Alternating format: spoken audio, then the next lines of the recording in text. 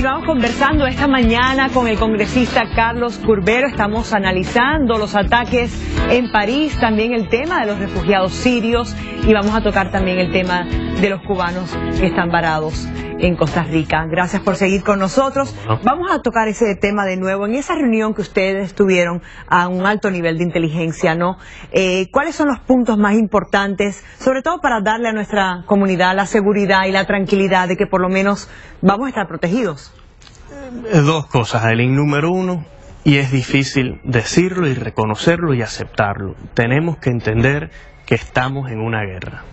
Hay terroristas islámicos, extremistas, radicales, cuyo fin es hacernos daños. Y esta guerra hay que ganarla. Y para ganarla tenemos que comprometernos con la victoria, ¿no? Con una lucha, con una estrategia que arroje una victoria.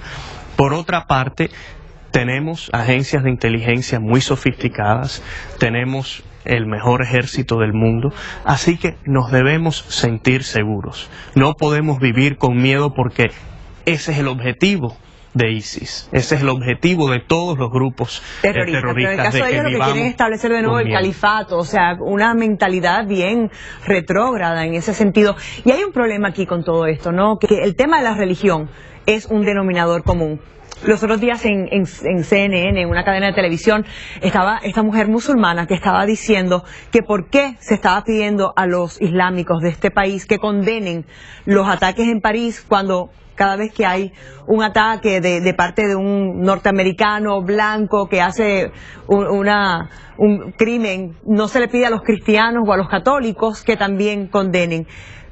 Así que hay un problema aquí, porque aquí hay una población muy grande musulmana y una población muy grande del Islam. ¿Cómo se lidia con esa situación? La diferencia es que los que cometen crímenes, que son cristianos, casi nunca los cometen en nombre de Dios o de su religión. Eso es número uno. Número dos, cuando aquí se cometen crímenes horribles, ¿no? Como las matanzas que hemos visto, siempre se condenan y esas personas terminan o muertas o encarceladas.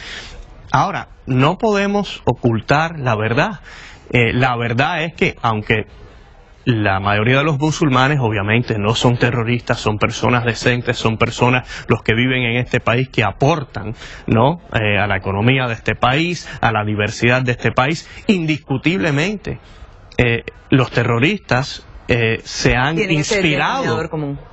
inspirado en el Islam y eso no lo podemos ocultar, esa es una verdad. El presidente de los Estados Unidos no le gusta decirlo de esa manera, pero debe decirlo porque es una realidad y a la vez nosotros debemos ser sensibles como fue el presidente Bush.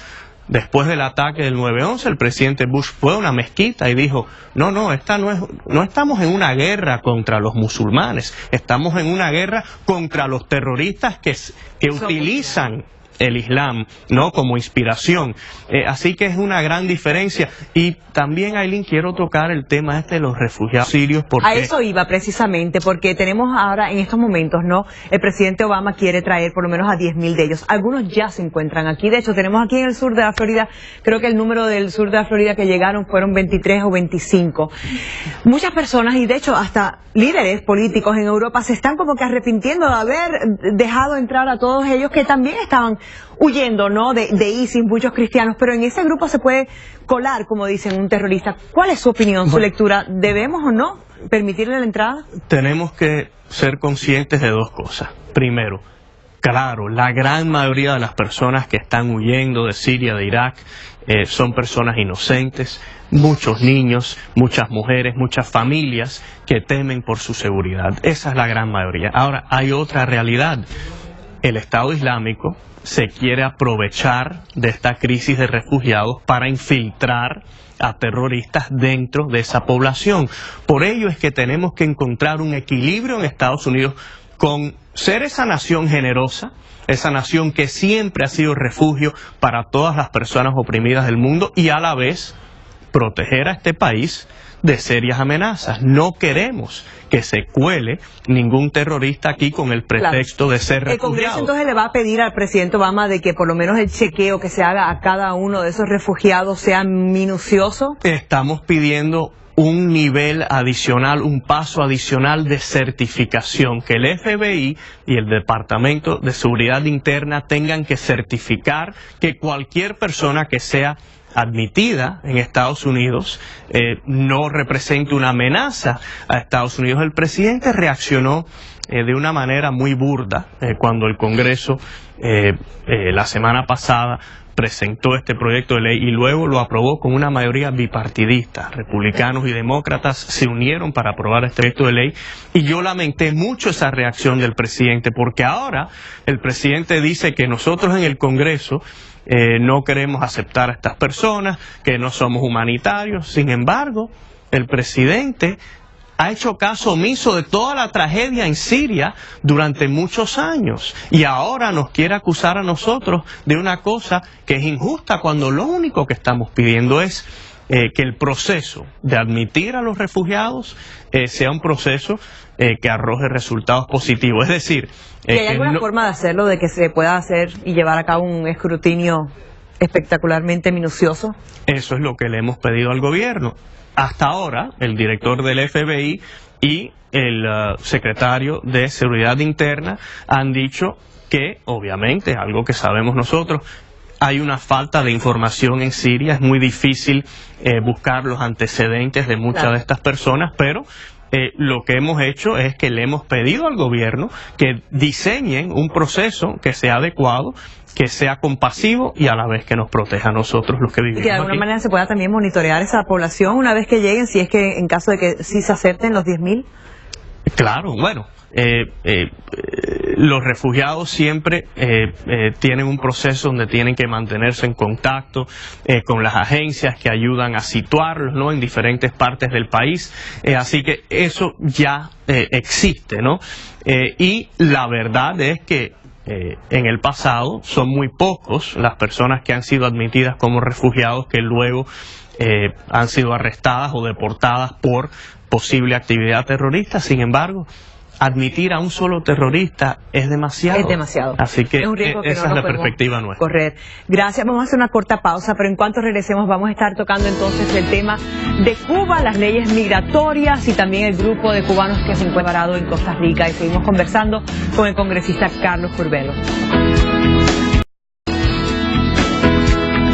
Seguimos conversando esta mañana con el congresista Carlos Curbelo. Hemos tocado el tema de ISIS, el tema de los refugiados. Vamos a tocar ahora el tema de los cubanos que se encuentran varados en Costa Rica. ¿Qué se puede hacer? ¿Debería Estados Unidos abrirle las puertas? Lo primero que hicimos nosotros fue, nos reunimos en el Congreso con el embajador de Costa Rica en Estados Unidos para pedirle que trataran a estas personas lo mejor posible, y Costa Rica francamente ha sido un anfitrión muy generoso en cuanto a los cubanos. Les ha dado permisos, visas temporales y están haciendo todo lo posible para ayudarlos. Es obvio ahora, y esta crisis fronteriza entre Nicaragua y Costa Rica lo ha hecho evidente, de que la política del presidente hacia Cuba ha resultado en un éxodo masivo, silencioso, pero masivo. Desde diciembre del año pasado hemos visto un incremento del 78% en el número de cubanos que han emigrado de la isla, y esto en parte, por miedo a que haya un cambio migratorio de leyes migratorias, ¿no?, en ese sentido. Y también contradice lo que anunció el presidente de que esto iba a representar un mejor futuro para Cuba y que los cubanos iban a estar muy felices con la nueva relación entre Estados Unidos y Cuba, pero la realidad es que en Cuba aún no hay esperanza, no hay futuro, y la mayoría de las personas, especialmente los jóvenes, con lo que sueñan es con irse del país. Ahora, en mi opinión, Aileen, ni para Estados Unidos ni para Cuba es favorable un éxodo masivo. Aquí en el sur de la Florida, ahora es que nos estamos recuperando de una recesión económica, yo no creo que nuestros gobiernos locales están en condiciones para aceptar una oleada de cubanos inmigrantes como la del año 94, por ejemplo. Así que yo de verdad pienso que tenemos que reformar la política migratoria de Estados Unidos hacia Cuba muy pronto.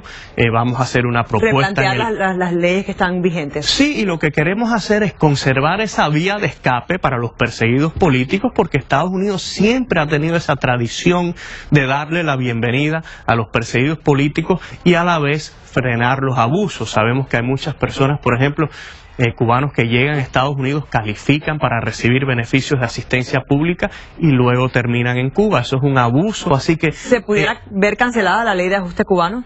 Yo dudo que la ley sea cancelada, pero definitivamente creo que la política migratoria de Estados Unidos hacia Cuba va a ser reformada. Es más, yo tengo un proyecto de ley que voy a presentar en las próximas semanas que tiene que ver específicamente con el tema de los beneficios y el abuso de los beneficios de asistencia pública.